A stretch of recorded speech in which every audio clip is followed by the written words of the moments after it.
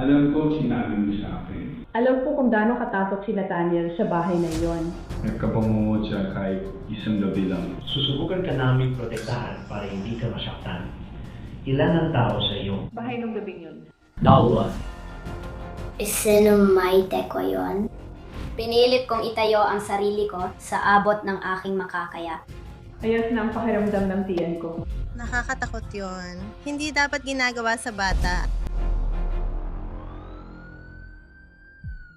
Oregon, Illinois, Pebrero 17, 2021. Alas 2:35 ng madaling araw, may tumawag sa 911 para humingi ng tulong. Sinabi ng isang babae na hindi na humihinga ang kanyang anak. Agad rumisponde ang Oregon PD sa bahay nila sa 400 block ng South 10th Street. Pagdating nila, sinabi ni Sarah Safranic na 34 na taong gulang sa pulis na nagising siya sa gabi para magbanyo. Bumalik siya sa kama matapos silipin ang kanyang 7 taong gulang na anak na si Nathaniel Burton. Nang yumuko si Sarah para halikan sa noo ang anak niya, napansin niyang malamig ito, nangingitim ang balat at hindi na humihinga. Tinuro ni Sarah sa pulis ang kwarto ng anak kung saan nakita si Nathaniel sa sahig katabi ng kama, habang ginagawa ng ama niya ang CPR. Dumating ang paramedic at dinala si Nathaniel sa ospital. Sa kasamaang palad, huli na ang lahat. Lumipas ang isang oras, bandang alas 3:25 ng madaling araw, idineklarang patay na si Nathaniel. Habang sumisikat ang araw at kumakalat ang balita sa pagkamatay ni Nathaniel, sa bayang ito sa tabi ng ilog, nabigla ang buong komunidad. Kakaibang aksidente ba ito? Ano ang sanhi ng bigla ang pagkamatay ni Nathaniel na mukhang malusog naman? Pebrero 18, 2021. Kinabukasan, isinagawa ng county coroner ang autopsy kay Nathaniel. Nakakatindig balahibo ang resulta. Hindi aksidente ang pagkamatay ni Nathaniel. Siya ay pinatay sa pamamagitan ng suffocation at idineklarang homicide. Kumuha ng search warrant ang mga detektibo at tinawag ang Illinois State Police Crime Scene Investigations Unit para imbestigahan ang bahay. Habang nagsisiyasat sa kwarto ni Nathaniel, napansin ng mga investigador na walang unan sa kama o kwarto. Tanging isang hugis donut na unan lang ang nasa sahig. Nang alisin ang sapin ng kama, natuklasan nila ang nakakakilabot na bakas ng dugo sa kutso ni Nathaniel malapit sa ulohan. Sa labas, nagsiyasat ang investigador at nakakita ng madugong tissue sa supot ng basura. Ngunit ang hindi nila nahanap ang siyang nakakaalarma. Walang ebidensya ng sapilitang pagpasok o ibang tao. Tanging ang ina at ama ni Nathaniel lang ang nasa bahay ng siya ay pinatay. Gusto kong siguraduhin na naintindihan mo ang iyong mga karapatan dito bago ka makipag-usap sa akin. Okay? Dahil hindi mo kailangan makipag-usap sa akin. Sa tingin ko, mahalaga talaga na gawin mo. Pero hindi mo kailangan gawin. Hindi kita pipilitin. Hindi kita pipiliting kausapin ako. Hindi lang ito tungkol sa gusto kong makausap ka at may masabi ako sa iyo. Kaya pagkatapos tayo dito, mas malinaw na natin makikita kung ano talaga ang nangyari. Sige. Sa istasyon ng pulis, umupo ang investigador at ama ni Nathaniel. Siya kadiretsahan nagsalita. Sige, ang anak mo siya ay na-suffocate. Sige. Ang pathologist, yun ang doktor na gumagawa ng autopsya at nagbibigay ng resulta. Sabi niya, hindi yun nangyari ng kusa lang. Siya ay na-suffocate ng ibang tao. Ikaw lang at si Sarah ang nandoon sa bahay na yun. Nung una ka namin tinanong, ikaw ba ang nag-suffocate sa anak mo? Hindi. Sige. Kaya nasa napakahirap ang sitwasyon na yun. Nandito ka sa gitna ng asawa mong mahal mo at ng limahong anak mo. Pero sa isip mo, alam mo kung hindi ko siya na-suffocate, siya ang gumawa nun. Sige, gets ko na ang kamatayan ay dahil sa suffocation, pero posible bang siya mismo ang gumawa nun sa sarili niya? Hindi. Hiniling ng detective kay ama ni Nathaniel na ikuwento ang huling oras ng anak niya. Pagkakain, sandali siyang nakipaglaro sa aso. Mga alas 8:30, karaniwan na siyang natutulog. Binabasahan ko siya ng libro. Pumasok ka sa kwarto at binasahan mo siya ng libro. Oo, binasahan ko siya ng libro. So alas 8 o alas 8:30, binasahan mo siya. Nakatulog ba siya habang binabasa mo? Hindi. Hindi. Madalas akong pumasok. Hinahagan at niniyakap niya ako bago matulog. Sige, ibig sabihin gising pa siya noon. Lumingalinga siya, patay ang ilaw, isinara niya ang pinto at iniwan siya. Madalas, binubuksan ito ng kaunti para may ilaw na pumasok. Matapos batiin ng good night ang anak, sumama ang ama ni Nathaniel kay Sarah sa sala at manood sila ng TV bandang 9:09 ng gabi. Aniya, iniwan si Sarah sa sala at natulog na. Kaya pumasok ka na, natulog ka na, at nakatulog ka na rin. Mga 9:30, mga ganong oras. Ano ang sunod na naalala mong nangyari? Ibig sabihin, nagising kami mga 2:30 ng madaling araw. Hindi siya humihinga. Hindi siya umihinga. Sige. Kumusta siya? Siya ba, naririnig mo ba siyang sumisigaw mula sa kwarto o pumapasok siya? Binuksan ko ang mga mata ko at nandun siya sa pintuan. Hindi siya humihinga. Sabi niya, kinuha ang cellphone at tumakbo sa kwarto ni Nathaniel. Doon ko nakita na namumutla siya at nangingitim. Hindi niya alam na kausap na ng asawa niya ang 911. Kaya tinawagan niya rin ang 911. Kaya hinila ako sa pababa ng kama gaya niyang inutos sa akin sa telepono. Nagsimula akong mag-CPR at sinabi ko sa kung sino man dumating. Kaya mula 9:30 hanggang 12:30, hindi mo alam kung anong nangyari kina Sarah at sa anak mo.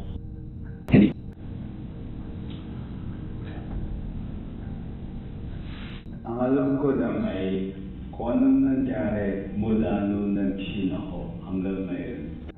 Ramdam ng detektive na may itinatago pa siya, pero pinayagan munang umalis ang ama ni Nathaniel. Inilipat niya ang atensyon kay Sarah, isa pa niyang pangunahing suspek. Sige, Sarah, alam ko kung anong nangyari nung gabi niya. Sige, nakakalungkot para sa iyo na nangyari yon. Alam ko nangyari, panahon na natin ngayon. Kailangan nating pag-usapan at malaman ang dahilan nito. Sinusubukan ko lang umasa sa asawa ko, sa sarili ko. Sabihin mo ulit yan.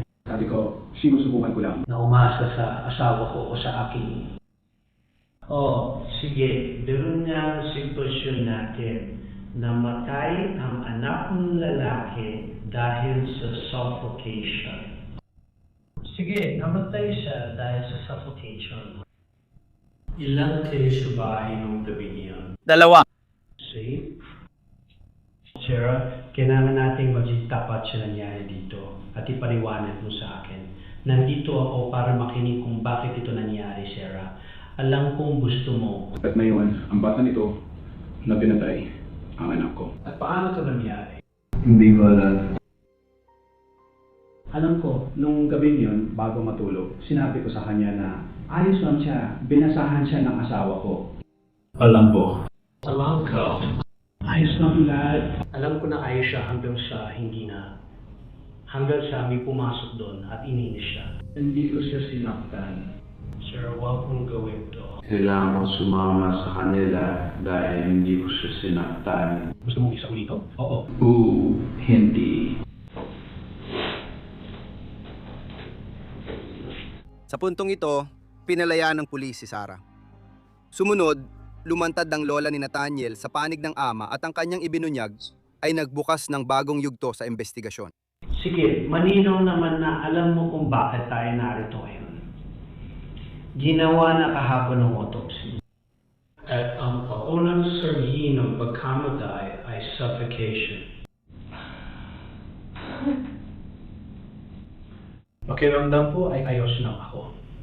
Sabihin mo sa akin kung bakit hindi ka nagulat nang narinig mo yan. Ilang beses na sinabi sa akin ni Nathan. Pumasok si Mama, inilagay ang unan sa ibabaw Na mukha niya. at hindi siya makahinga. Oo, kilala na siya. Sasabihin niya na tumatalon siya sa kanya at malaki siyang babae. At hindi siya makahinga. Kaya nangyari ba ito sa gabi? Habang si Daddy ay Natutulog. Sabi niya, natutulog si Daddy, si Mama. May isa pa siyang kwarto at tinatakpan ng ulo ng unan. Same. Hindi lang yan ang ibinulong sa kanya ni Nathaniel. Oo, pero yung bathtub, kinuha ako ni Daddy, inalis kay Mommy kasi sinusubukan niya akong lunurin. Nangyari ito sa bathtub. Kailangan niyang hilarin si Sarah habang hawak niya ang bata sa ilalim ng tubig. Hindi doon natapos ang karahasan. Nasa banyo ako, kasama si Nathan, may mga pasa at sugat ako, at bigla akong tumalsik palabas. Kung saan man ang mga pasa at sugat. Sa buong likod niya. Sabi ng lola ni Nathaniel, sinabi niya sa anak niya na nakita niya ang mga pasa sa likod ni Nathaniel at hinarap niya ito tungkol sa insidente sa bathtub. Kaya nung hinarap ko siya, sinabi niya sa akin na kinailangan mong alisin si Sarah sa kanya. Sabi niya, oo, ginawa ko. Ginawa mo ba? Anong sumunod na nangyari? Wala. Pagkatapos, pumunta siya kay Sarah at nagalit si Sarah at itinangking niya ang lahat. Naabisohan na ba ang DCFS tungkol doon? I-report namin lahat at binabaliwala nila. Tinawagan ko na ang hotline. Sinasabi nila sa akin kung seryosong pinsala o kung na-ospital. Wala silang magawa. Napansin ng detective na hindi nabanggit ng anak niya ang mga insidenteng ito nung ini-interview siya ng pulis. Kaya in-interview namin siya kahapon, wala talaga siyang alam. Natin siya mapapamin ng mas marami ba tungkol sa mga alam niya na sabihin niya ang totoo sa'yo. Takot siya sa kanya. May duda pa ba kung ano talaga ang nangyari? Sigurado akong siya ang gumawa nun. At nag-alala ka na mangyayari ito bago pa man ito nangyari. Parang sinabi niya sa'yo, si Nathan mismo nagsabi, na mangyayari ito. Halos ganoon din ang bata. Parang ilang beses niya na rin sinabi sa akin. Ayaw sa akin ni Mama. Nang makausap ng mga pulis ang ina ni Sarah, nagbigay ito ng direkta at mabigat na pahayag. Mahal ko si Sarah. Pero curious ako, kuya. Apo ko yun. Curious ka kasi, naniniwala kang pinatay niya ang anak niya. Alam ko na ginawa niya yun bago pa tumawag ang coroner at sabihin na suffocate siya. Sabi niya, minsan pumapasok si Mommy sa kwarto at umuupo sa tabi ko na parang tinatakpan ang mukha ko. Tinanong ko, anong ibig sabihin? Sabi niya, minsan daw unan. Sabi niya, minsan may kumot si Mommy at dinadadanan siya. Tinanong ko kung bumabangon siya. Sagot niya, oo, bumabangon at sumisigaw ako. Kaya natatakot talaga siyang makasama siya doon. Nagkomento siya na akala niya papatayin siya sa ihis nito. Direktahan niya akong sinabihan na balang araw papatayin sa ihis o lulugurin niya ako. Alam ko kung paano siya tatuhin at ang mga sinabi niya. Alam ko kung gaano natatakot si Nathaniel manatili sa bahay na yon kasama siya. Alam ko rin na tumawag ako sa DCFS noong nakaraang taon para mailabas siya pero wala silang ginawa. Sige, kaya sigurado ka na si Sarah talaga ang may gawa. Nanitiro ako at nasusuka. Literal lang na nagsuka ako kahapon. Alam ko lang na sa wakas ginawa na ng anak ko ang inaasahan namin gagawin niya. Hindi ko naman iniisip na galit siya sa kanya pero pabigat siya para sa kanya. Kaya po siya na ang pumatay sa kanya. Sa tingin mo ba yun ang dahilan? Dahil nakita na itong pabigat lang? Hindi ko alam. Habang nakatutok ang investigasyon kay Sarah, nalaman ng mga detektive na may kasaysayan siya ng issue sa kalusugan ng pag-iisip at pag-abuso sa gamot at alak. Sinisiyasat din nila ang pahayag ng mga lola ni Nathaniel at iba pa na nag-ulat ng pang-aabuso sa kanya sa Department of Children and Family Services ng Illinois. Nakakabahalang natuklasan nila. Mula 2018 hanggang 2021, bumisita ang DCFS sa bahay ni Sarah para imbestigahan ang maraming ulat ng pang-aabuso at pagpapabaya. Pero walang kaso at nanatili si Nathaniel sa kanyang pangangalaga. Ika-23 ng Pebrero, 2021. Habang nagpapatuloy ang investigasyon, nagdaos ang komunidad ng Candlelight Vigil bilang parangal sa batang inilarawan ng mga guro bilang matalino at mabait. Hindi dumalo sina Sarah at ang ama ni Nathaniel sa vigil, pero pagkatapos makausap ang kanyang ina, muling nagpunta sa pulisya ang ama ni Nathaniel. Gusto kong tanungin ka tungkol sa anumang nakita mong nangyari sa pagitan niya at ni Sarah Pero hindi na natin kailangan pag-usapan yung huling panayam. Ganito, alam mo na, nag-uusap tayo dito ngayon. At gusto ko lang na sabihin mo sa akin ngayon. Kasi nakausap ko ang nanay mo. At sinabi ng nanay mo sa akin na may mga bagay siyang sinabi sa'yo sa paglipas ng mga taon na siya mismo ang nasaksi. Alam mo na yon, pero sigurado ako may iba ka pang nakita. At mas marami ka ng oras pag-isipan ito ngayon. At sinabi mo na baka nung una kitang makausap, masyado pang maaga kaya hindi malinaw isip mo. Ganun ba hindi mong sabihin? Malabo pa isip ko pero susubukan kong maalala. Sige. So, ayan, ang binanggit ko ay yung insidente na pumunta si Nathaniel sa nanay mo at yung nanay mo, sinabi niya na nung nakita niya ang likod ni Amy at Person. Oo, sige. Pwede mo ba ikwento ang alam mo tungkol doon? Oo, sige. Sabihin mo eksakto kung ano hindi ko alam. Hindi ko talaga maalala kung tungkol saan yun. Tungkol sa kung anong alam niya na sa tingin mo ay yun. Sinasabi ko, siguro mga ilang taon na ang nakalipas. Siguro mga ilang taon, oo. Sabihin ko lang sa akin kung ano mangyari. Sa mandarin salita. Pinapalo niya gamit ng tungkod. Kailangan ko siyang alisin. Pinapalo niya siya kung saan man siya tinamaan sa likod at ginagamit niya ang kanyang tungkod. Saan nangyayari yun? First follow. Alam mo ba bakit nangyari yun dahil? Hindi ako sigurado kung tungkol saan talaga yan. Saan siya nakatayo o nakahiga? Nagsisimula na siyang lumuko at nagkatawan lang na pumasok ako. Sa tingin ko, palabas ako ng bande nun. At literal na hinilok siya palayo. Kaya hinahampas niyo ang sinutungkod sa likod. Hinawakan mo siya at tinatigil. Kaya ano sinasabi o binagawa ni Nathaniel habang pinapalo siya? Pakiusap, tama na. Sige, okay. Sa mga insidenteng na pag-usapan natin dito, alam mo na sinaktan niya siya sa likod gamit ang tungkod. Paano mo ilalarawan ang sitwasyon ito? Sinabi sa'yo ng nanay mo na ayon kay Nathaniel, hinawakan siya sa ilalim ng tubig sa bathtub. Sige. Ano naman? Nung sinabi niya sa kanya na inaagawan siya ng hininga, tinatakpan ng unan ang ulo niya. Ano ang sinabi mo tungkol doon? Yeah. No. I don't believe she has, but the more I think about things, I'm sure it'll pop up. Kahit na inamin niyang nakita niyang sinaktan ni Sarah si Nathaniel ng ilang beses, nagduda pa rin ang ama ni Nathaniel sa pagkakasala niya. Kahit nakita mo na lahat to, marinig mo na lahat to, hindi mo man lang naisip na may mali dito. Alam ko may trabaho, Brad. Oo, hindi ko naisip na kailangan patayin ang anak natin. Hindi ko rin alam kung gaano ito katotoo, kahit sinasabi mo totoo. Mahirap para sa akin paniwalaan yan niya. Bakit sabihin mo sa akin kung bakit hindi mo kayang paniwalaan yan? Dahil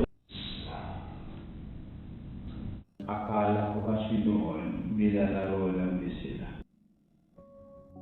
Habang itinatanggi pa rin ng ama ni Nathaniel ang posibleng sala ng asawa niya, may natanggap na tip ang mga pulis. Isang empleyado sa car wash na madalas puntahan ni Sarah ang nakakita ng unan sa basurahan. Kinuha ng pulis ang unan para sa forensic testing at tumingin ng surveillance video sa car wash para matukoy kung sino at kailan itinapon ang unan. Nagsimula itong magandang lead pero nauwi sa pagkadismaya. Walang nakuha sa video at hindi nahuli sa kamera ang nagtapon ng unan. Walang forensic evidence sa unan na direktang nag-uugnay sa pagkamatay ni Nathaniel. Sa kabila ng mga nabigong lead, kumbinsido ang mga investigador na si Sarah ang pumatay.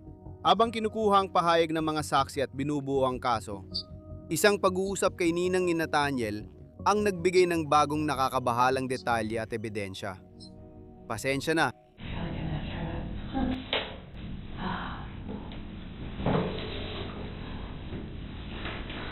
Dahil ang sinabi ko, alam kong hindi madaling pag-usapan ito. Kaya kung kailangan mong lumabas sandali, Sabihin mo lang sa akin. Sige, hindi nakalock ang mga pinto at diretso ka lang dun sa itaas. Ayos ba? Sabi ng ninang ni Nathaniel, una niyang nakilala sina Sarah at ang pamilya niya sa simbahan. Noong 2014, wala pang isang taon matapos manganak si Sarah kay Nathaniel, inireport siya ng daycare ng bata sa DCFS. Kaya ang ninang at ninong ni Nathaniel ay tumulong at nag-alok na ampunin muna siya. Ilang taon na siya noon? Isa pa siya noon. Sinabi rin nila sa amin na pati ang daycare ay nagsabi na wala siyang ipinapakitang senyales ng pag-bonding sa kahit sino. Ipinapakita na niya ang senyales ng kakulangan niya. May disconnect, hindi siya nakipag-bonding kahit kanino. May mga emosyonal na senyales kay Nat dahil doon. Pagdating ni Nathaniel sa kanilang pangangalaga, kapansin-pansin ang mga pisikal na senyales ng kapabayaan. May mga gasgas siya at malaking bukol na kasinlaki ng itlog sa likod ng ulo, pati na rin iba pang palatandaan. Sigaw siya ng sigaw kapag naubusan siya ng gatas. Para siyang sumisigaw na parang hindi na siya muling makakakain. Pinayagan ni Sarah at ng kanyang ina na subukan ng mga ninong at ninang kunin ang kustodiya ni Nathaniel. Sa huli, ibinigay ng hukom ang solong kustodya sa ama ni Nathaniel na nakatira sa kanyang ina.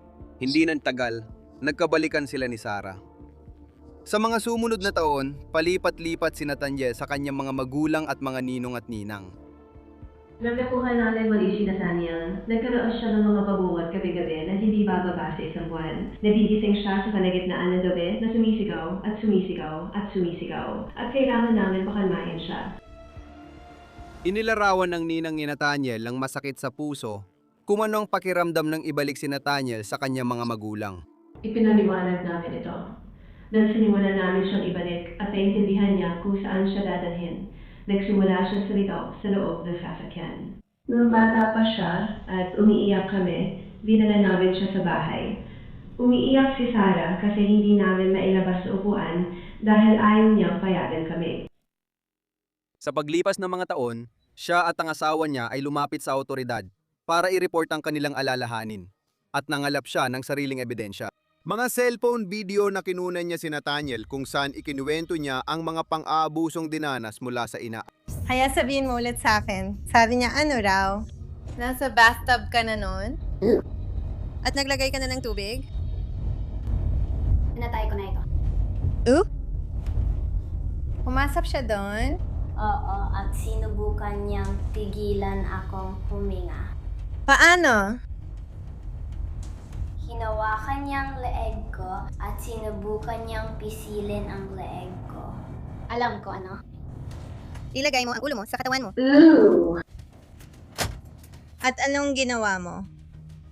Lumaban ako. Kung hindi ako nag-isip, Pinilit kong itayo ang sarili ko sa abot ng aking makakaya. Naku, napakasama naman nun. Hindi mo dapat ginagawa yan sa isang bata, di ba? Ooh! Nalilito ako. Ano talagang nangyari? Anong ginawa ni Mama Sarah sa'yo? Sinampal niya ako at sinuntok. Sinampal ka niya at sinuntok?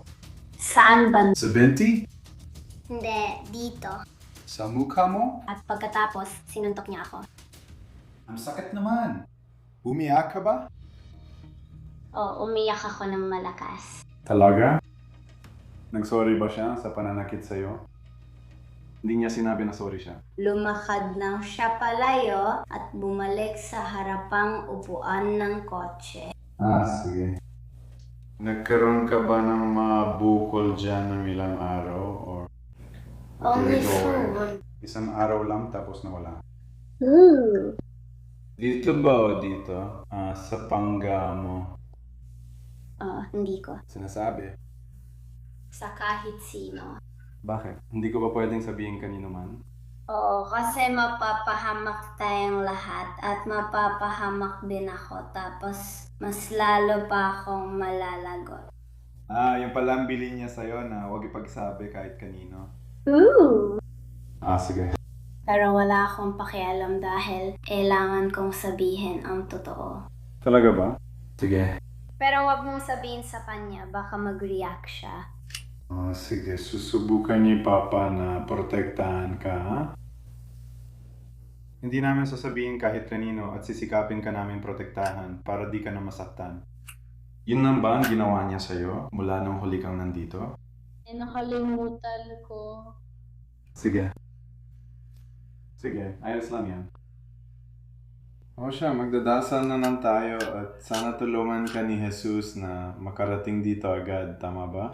Dahil inaayos niya ang lahat, di ba? Inayos pa niya ito. Hindi kailangan. Hindi niya ito maayos. Alam mo naman, mahal ka ni na mama at papa, di ba? Hindi natin sinasaktan si Umbrella. Gusto mo ba dito? Gusto mo bang nandito ka? Gusto mo bang nandito ka or hindi? Siyempre naman. Siyempre naman. Hindi may kakailang nagdidi ng mga video, pero may mas nakakagulat pang ebidensya na darating. Kinuha ng pulisya ang cellphone ni Sarah sa kanilang paggalugog sa crime scene. Noong Marso 2021, manumanong sinuri ng pulisya ang cellphone niya at natuklasan sa Google search history ang matibay na ebidensya laban sa kanya. Noong Abril 21, 2021, kinasuhan ng Illinois ang 34 na taong gulang na si Sarah Safranik ng 5 bilang ng first-degree murder at 1 bilang ng aggravated battery sa bata kaugnay ng pagkamatay ng kanyang anak. $2 milyong ang piyansa niya. Kahit may tanong kung alam niya ang pag-abuso ng asawa sa anak, nagpa siyang mga taga-usig na huwag kasuhan ng ama ni Nathaniel. Hindi makapagpiyansa si Sarah, kaya nananatili siya sa kulungan habang naghihintay ng paglilitis. Sa dami ng ebidensya, iginigiit pa rin niyang inosente siya. Noong Mayo ng 2021, sumulat siya ng liham sa isa sa mga investigador na nagsasabing, "Mali ang taong nakakulong sa inyo." Itinuro niya ang ama ni Nathaniel at sinabi, "Ang mga anak ko ang mundo ko. Hindi ko pinatay ang anak kong lalaki." 4 na taon matapos ang pagkamatay ni Nathaniel, nagbago siya ng pahayag. Noong Nobyembre 15, 2025, umamin si Sarah Safranik na siya ang kumatay sa kanyang anak na lalaki. Hinatulan siya ng hukom ng 35 taon sa kulungan, kasunod ng 3 taon ng sapilitang supervised release. Sa wakas, nabigyan ng hustisya si Nathaniel Burton. Pero isa itong hungkag na tagumpay. Buhay niya ang naging kapalit nito. Matagal lang humingi ng tulong si Nathaniel at nahulaan pa niya ang masamang kapalaran niya. Sa huli, walang dumating para iligtas siya. Kung ikaw o may kakilala kang naghihinala ng isang bata ay biktima ng pang-aabuso o pagpapabaya, merong tulong na available. 24 na oras sa isang araw, 7 araw sa isang linggo, sa pamamagitan ng Child Help National Child Abuse Hotline.